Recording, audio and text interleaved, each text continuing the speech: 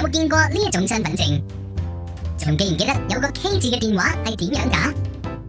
？1980年嘅香港充滿住傳奇，佢係之後黃金10年嘅開始。雖然而家望翻轉頭，又唔多唔少令人覺得有啲老尷。當年香港仲係得500萬人，港督係麥理浩，即係麥理浩徑嘅麥理浩。而當年負責睇數嘅財爺夏鼎基，要求政府唔好乜 Q 都插隻手落去，而等市場自己搞掂，就係呢一種積極躺平嘅態度，令到香港喺好短時間之內高速發展。1980呢一年，你會見到存款利率去到呢個水位，打開電視會見到發哥俾人亂槍掃射。而當年祖國嘅同胞要搞移民落嚟香港，唔需要係專才，只需要身手敏捷同埋非常好嘅運氣。1980年就係咁特別，佢有住自己嘅一套生存法則。喺接住落嚟嘅10幾分鐘，我哋將會順住條時間線，極速咁回顧下呢一年發生嘅大事。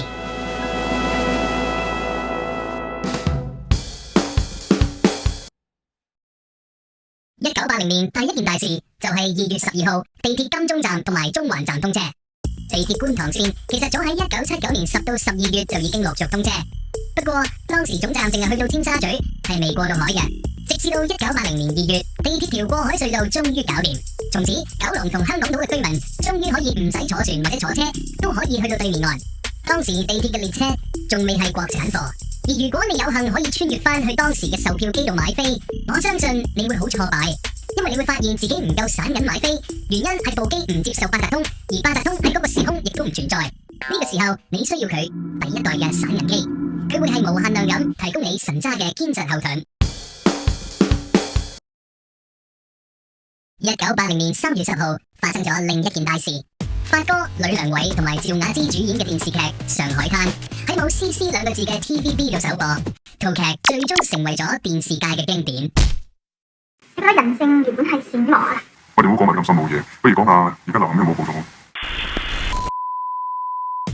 喺80年代，電視機喺香港已經相當流行，好多屋企都有彩色大電視。不過部電視雖然係大，但係並唔見得係大咗喺個畫面嗰度。而部機如果要追台，亦係要攞手去扭。相信一出世就睇 LCD 電視嘅朋友，好難理解到係點樣運作。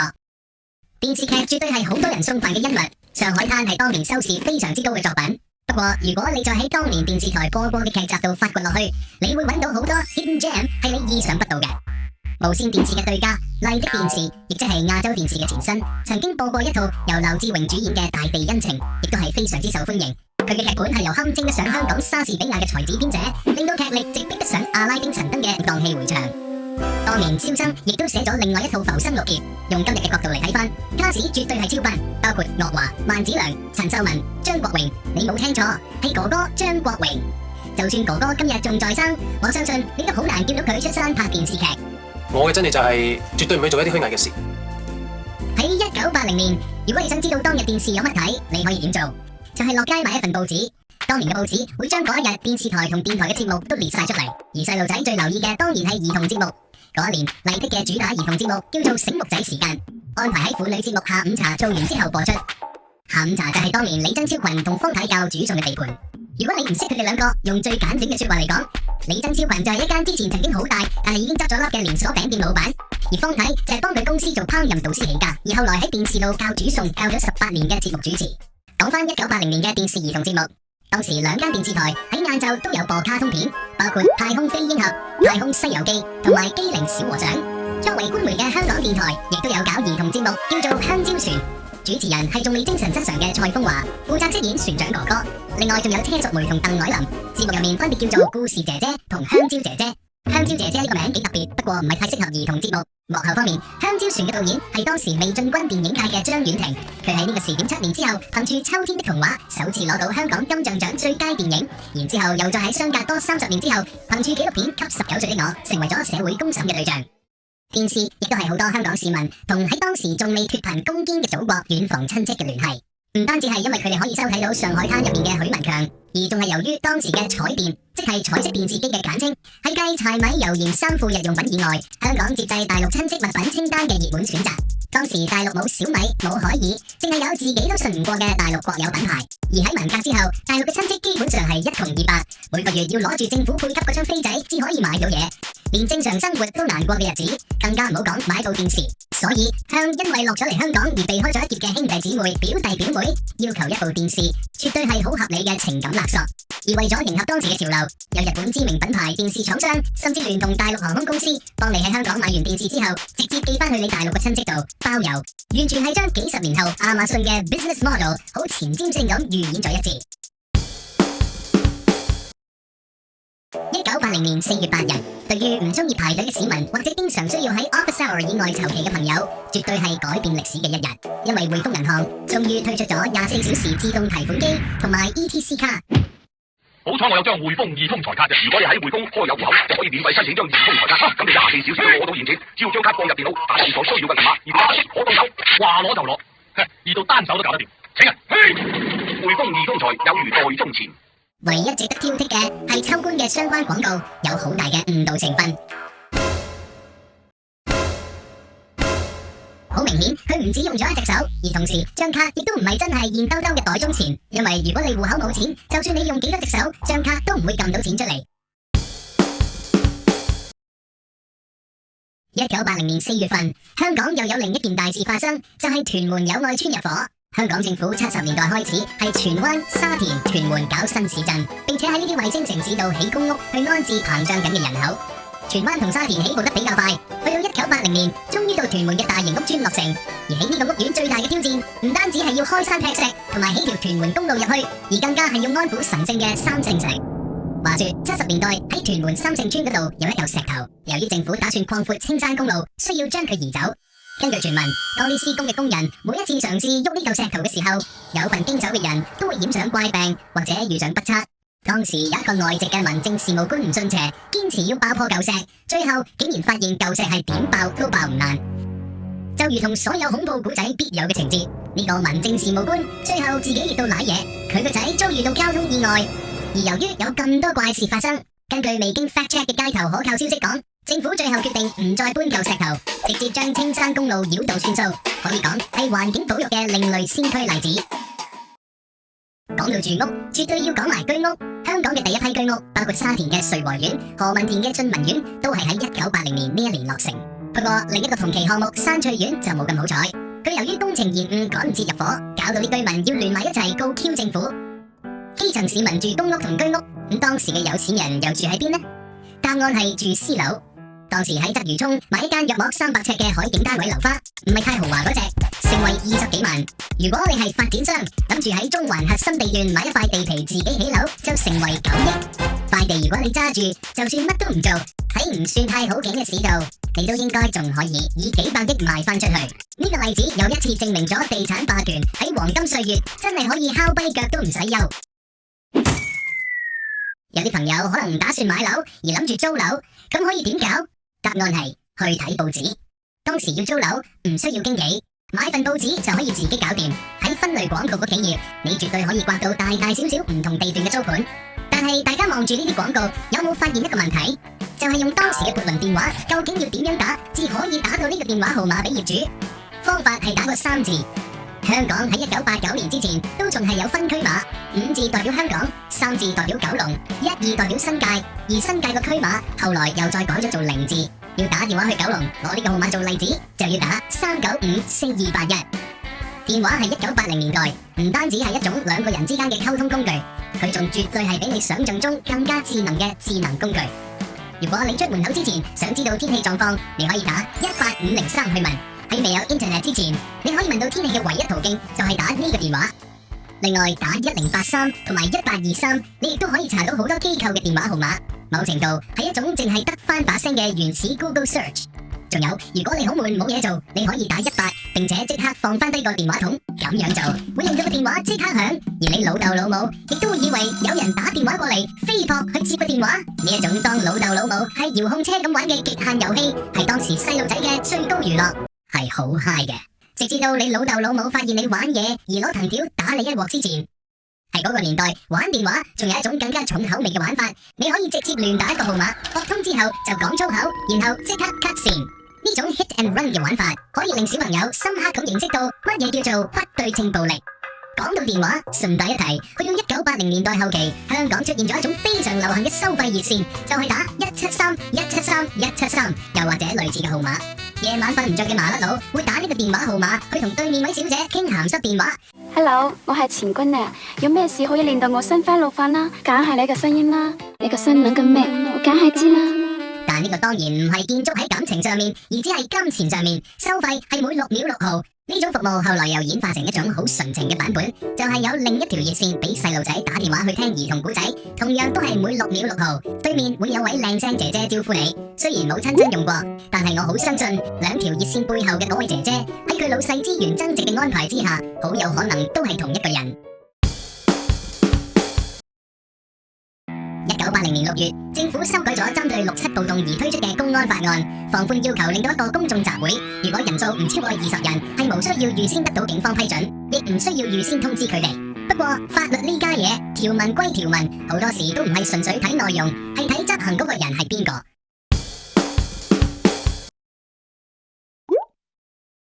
1980年10月2日，一個同性戀嘅外籍古董商人同2個中國籍男人喺屋企玩3P，最後被人焗死咗，令到全城轟動。而當年有關同性戀嘅事件，仲有年頭嘅麥樂倫誤槍案。話說當時有位外籍男督察麥樂倫，企圖喺警察宿舍侵犯一個本地青年而被起訴，最後佢被發現身中5槍，伏屍喺住所入邊。當年呢單案引起咗社會對同性戀好廣泛嘅討論。嗰陣時嘅香港仲好似伊朗咁樣，好 Q 黐線。警隊入面有簡稱 SIU 嘅特別調查小組，專門偵測同埋收集同性戀人士資料，幾近係伊朗道德警察嘅翻版。而男人同男人嘅性行為，就算只係喺私人地方做，都係被視為刑事罪行。玩後庭唔係一種程序行為，而係被法律視為嚴重猥褻行為，捉到可以坐好多碌，最高甚至乎終身監禁。80年代嘅華人團體好多都比較保守，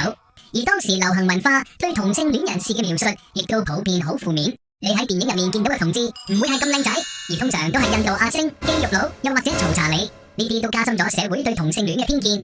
隨住英國喺60年代將同性戀非刑事化，香港開始有越嚟越多組織同議員建議效法英國修改法例，而麥樂倫誤槍案亦都成為咗一個契機，佢激發起嘅討論為之後同性戀非刑事化鋪路。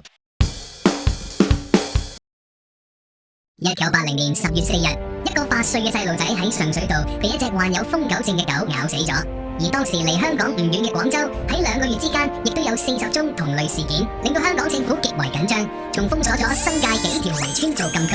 呢單慘劇除咗令到社會為受害人感到非常痛心之外，仲衍生咗一個傳聞，就係如果你唔好彩俾瘋狗咬到你，將會被送去醫院，仲要喺肚臍度打針，酷刑指數係爆 Q 晒燈。呢個傳聞究竟有幾堅？冇人知道，最少當時嘅大人都係咁樣兇啲細路。而呢種肚臍打針嘅治療方法，從此亦都成為咗一個冇被解開過嘅都市傳說。1980年10月7日，香港太空館正式開幕，並且喺之後嗰日開放俾公眾參觀。從此，當啲細路仔要畫香港，除咗康樂大廈之外，又多咗一個地標可以畫上去交功課。太空館喺開幕嘅時候，天象廳播放嘅第一個節目叫做《宇宙新貌》，一張飛賣10蚊，係用當時非常之先進而接近天價買翻嚟嘅星象儀嚟播放。喺80年代，太空館曾經掀起過唔同嘅天文熱潮，炒作得最犀利嘅就係1985年哈雷彗星回歸。喺呢一年，有一粒每76年圍繞地球一次嘅彗星又翻到地球附近。當年太空館同傳媒都講到似層層，話可以用肉眼就睇到。不過如果你當年有份喺凌晨爬起身去睇，而你又唔係專業嘅天文發燒友，你應該發現呢個只係一場騙局，因為你乜嘢都睇唔到。有啲傳媒當年亦老吹話哈雷彗星回歸會為人類帶嚟嚴重天災，不過嗰年似乎乜都冇發生到，可能係因為全香港市民都集體時運高。八卦嘅香港人對天體嘅熱愛並唔限於天體海灘同埋哈雷彗星。1980年代曾經有過幾次目擊 UFO 嘅事件，都係大家好關心嘅話題。而最矚目嘅一次就喺華富村，當年有居民報稱見到有一個好大而起角嘅飛行物體出現喺華富村上空。雖然冇人影到相證明佢嘅存在，因為當時根本未有手機可以 selfie， 但直至到今日，好多人都好相信呢件事係堅嘅。就正如嗰度嘅猛鬼石棺材，同埋經常喺凌晨操練嘅日本軍隊，呢啲都市傳說都為曾經係墳場嘅華富村帶嚟咗好濃厚嘅超自然色彩。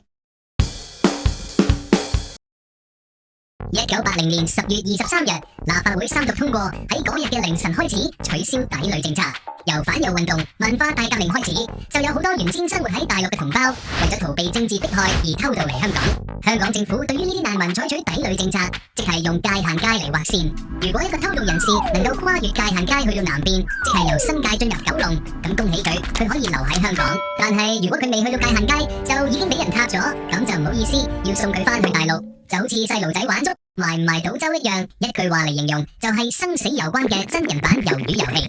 當然，今日生活喺大陸嘅朋友係好難想象到點解要用咁 Q 麻煩嘅方法偷渡去一個住滿港燦嘅蠻荒之地，因為就算要去，直接搞高才通就可以。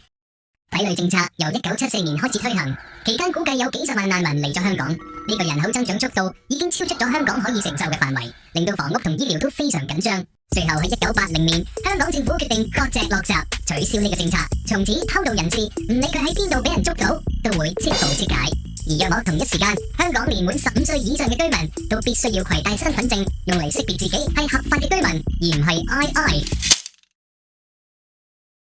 1980年初期嘅身份證係香港第3代嘅身份證，張證係膠面嘅，並且有自己張大頭相喺度。去到1983年，為咗要配合新嘅人口管理需要，香港推出咗第1代嘅電腦身份證，再喺之後幾年推出咗第2代。兩代身份證其中一個分別就係整走咗個港英政府徽章，去殖化，令到張卡喺97之後都仲可以用得返。電腦身份證聽起上嚟好似好 Q 勁咁樣，但其實張卡同電腦冇乜關係，連晶片都冇，只係講你嘅資料已經電腦化喺政府嘅系統入面，容易查到你，出入境亦都簡單啲。睇翻咁多代嘅身份證，雖然個設計唔同咗，但係有一樣嘢從來都冇變過，就係人事登記處嗰部相機都係用咗啲唔知乜嘅高科技，永遠影到你個樣都係咁樣衰。你本身靚嘅會影到樣衰，而醜樣嘅就會變咗極端樣衰。最吊詭嘅係喺身份證入面嘅你，永遠望上去都係似偷渡客，完全違背咗身份證嘅原本目的。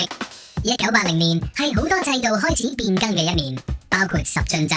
喺以前，香港用嘅量度單位好 Q 混亂，長度係尺同寸，重量就視乎你做緊啲乜嘢。比較官方嘅場合會用英制嘅磅，喺街市買餸就會用斤同兩，而量度速度同長距離嘅時候就會用米同里。不過呢啲唔係用十進位嘅單位，真係好 Q 難計。所以喺1978年，香港成立咗一個十進制委員會，負責喺未來幾年分段將單位改造同國際接軌嘅厘米、公斤同埋公里。喂，5公斤即係幾多斤啊？我嘅事打話俾我知，1公斤等於1.65斤，5公斤乘1.65即係8斤士啦。你係醒嘅。可以想象，要令所有嘅事頭都明白半斤8兩嘅道理，係一項好艱巨嘅任務。所以政府最後要去到90年代，至大致上將香港過渡到十進制。1980年仲有一個轉變，就係完全取消咗夏令時間。喺呢一年之前，香港有幾十年時間喺夏天嘅時候會做出以下嘅安排：全個城市嘅市民都會約定喺夏天開始嘅某一日，將自己個鐘較快1個鐘頭，然後到咗冬天嘅某一日，又一齊將個鐘撥翻去原來嘅時間。換句話說，如果冬天嘅時候係7點，夏天就會叫佢做6點。住喺歐美好多國家嘅朋友對呢樣嘢都唔會太陌生，因為今時今日都係咁樣運作緊。原意係為咗令到市民可以用到更多嘅日照時間，但係可以想象到喺未有 iPhone 幫你自動改時間嘅年代，要成個香港嘅市民約埋一齊去做呢一樣嘢，係何其壯觀嘅行為。再加上香港冬天同夏天太陽落山嘅時間都係差唔多，根本冇乜需要咁做。於是乎，從1980年開始，香港就再冇咗夏令時間。1980年嘅11月17日，香港股市局部停開，原因唔係當時有乜嘢熔斷機制將下跌嘅股市叫停，而係純粹因為交易所處理唔切積壓嘅股票交易，所以要連續幾日下晝唔開市，清翻自己未做完嘅嘢，好反映到當年嘅服務精神。不過話說回來，喺嗰段時間之所以有咁多股票交易積咗喺度，係因為啲股民突然變得好瘋狂咁買賣，短短幾日，股票嘅交易額就已經達到咗47億，等於前一年全年交易額嘅1/5。我哋可以再睇下當時嘅股票行情。喺將會停半日市之前嘅交易日，恒生指數收市係報1654.57點，你冇聽錯，係1654.57點。留意係有小數點嘅，而唔同行業嘅股票就個別發展。匯豐銀行收市報22個4，同埋22個半，仲有22個6。我唔係玩嘢，因為嗰陣時股票係透過4間交易所買賣噶，佢哋仲未合併，所以唔存在一個統一收市價。面對住熾熱嘅股市，到底專業人士係點樣睇到市況？大師，恒指逼近1700點，你覺得之後嗰個禮拜開市有冇機會破頂？短期目標係乜嘢水位？會破頂。而家大市已經突破晒所有現代物理學嘅阻力，按住呢個升勢，下星期一嘅保守目標係3萬點。喺限度開市安排嘅第一個交易日，股市並冇升到去3萬點，而係跌咗27點。1980年下半年，香港股市都好波動，曾經因為香港跟隨外圍加息，觸發咗大跌市。你估下跌咗幾多？恒生指數係跌咗大拿拿嘅87點。當然喺經歷過咁多次大時代嘅現代股民眼中，呢個只不過係濕碎嘅上落。但係喺當年呢個跌幅已經係7年嚟最大嘅。1980年嘅利率曾經去到好高嘅水位，至於有幾高，答案係17厘。喺1980年呢一年，你走入銀行存錢，閒閒地都可以存到10幾厘。而當我哋講緊一年加息4次已經係嗌晒救命嘅時候，當年加息嘅密度可以去到1個月3次，絕對已經唔係現代投資者嘅邏輯可以理解。不過你唔好以為個利息咁高就好爽皮，當年一年嘅通脹都有10幾厘，減翻啲利息其實啱啱好，只係打個和。而如果你有借錢買樓嘅話，咁就只可以祝福你，你供緊嘅利息同樣都係雙位數字。如果你收入追唔翻呢個水平，好明顯你將會賣身都唔掂。以上就係1980年入面發生過嘅大事。中意呢條片嘅話，記得 subscribe、share 同 like。之後有機會我哋會再睇埋80年代其他年份發生嘅嘢，記住定期留意 channel 有冇新片上。